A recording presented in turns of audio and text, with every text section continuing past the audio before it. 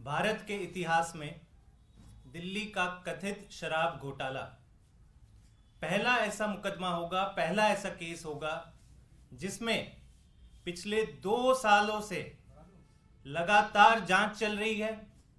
हजारों रेड हो चुकी हैं, पूरब से लेके पश्चिम तक, उत्तर से लेके दक्षिण तक हजारों रेड हो चुकी है, लेकिन एक चवन्नी तक की रिकवरी नहीं हुई है। कोई एक ठोस सबूत तक अब तक ईडी को नहीं मिला है। फिर भी आप देख रहे हैं कैसे आम आदमी पार्टी के बड़े बड़े नेताओं को लगातार जेल में भेजा जा रहा है, सबूत कोई नहीं है।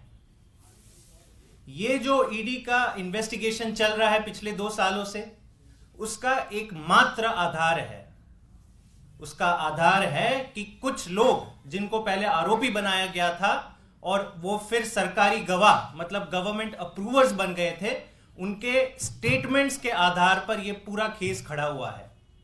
मैं वापस दोहरा दूं, ये एकमात्र केस है इतिहास में जिसमें हजारों रेड के बाद कोई ठोस सबूत नहीं, एक चवन्नी की रिकवरी नहीं, लेकिन केवल और केवल सरकारी गवाहों के स्टेटमेंट के आधार पर यह पूरा एक महल बनाया गया है, झूठों का पुलिंदा बनाया गया है। आम आदमी पार्टी ने कुछ बहुत ही रिलायबल सोर्सेस के थ्रू ये जाना है कि ये एकमात्र इंसिडेंट नहीं है।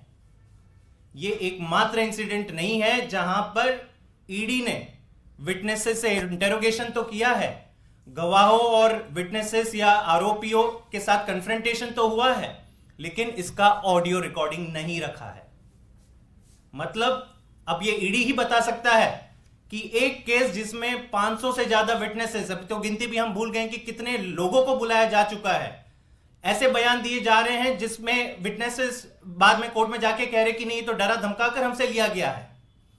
तो ईडी ही बता सकता है कि आपने कितने स्टेटमेंट्स का ऑडियो और वीडियो रिकॉर्डिंग रखा है, कितने स्टेटमेंट्स का मिटा दिया है।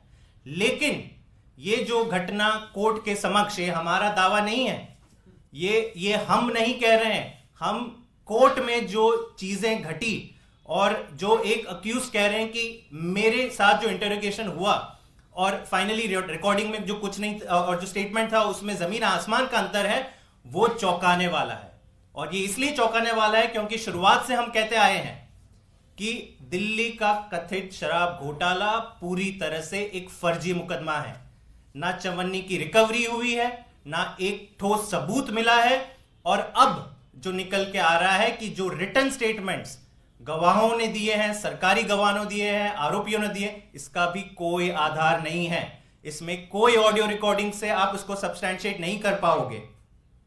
मतलब पूरी तरह से ये केवल और केवल एक पॉलिटिकल वेंडेटा था, है और जारी है। केवल और केवल इसका एक मात्र मकसद है कि कैसे भी करके आम आदमी पार्टी को खत्म करो, अरविंद केजरीवाल को जेल के अंदर डालो, आम आदमी पार्टी के सारे लीडर्स को जेल के अंदर डालो। अंत में मैं ईडी से और आम आदमी पार्टी ईडी से केवल 2 सवाल पूछना चाहेगी कि सुप्रीम कोर्ट का ये जो 2 दिसंबर 2020 का ऑर्डर जो तुरंत लागू होता है, देश के ऊपर लागू होता है, किसने आपको अधिकार दिया कि सुप्रीम कोर्ट के ऑर्डर को आप नहीं मान रहे हैं? किसके दबाव में आकर आपने यह फैसला किया कि सुप्रीम कोर्ट के 2 दिसंबर 2020 के ऑर्डर को आप नहीं मानोगे? जो ऑर्डर देश के हर पुलिस सिस्टम के ऊपर लागू है, सीबीआई के ऊपर लागू है, ईडी के ऊपर लागू है, तमाम ऐसी इन्वेस्टिगेटिव एजेंसी हैं, इन सब के ऊपर लागू है। ईडी ने यह कैसे डिसाइड किया कि हम इसका उल्लंघन करेंगे? दूसरा, आप खुद बताएं कि आपने इतने सारे ऑडियो रिकॉर्डिंग गायब क्यों किए? किसके कहने पे किए? किसके दबाव पे किए?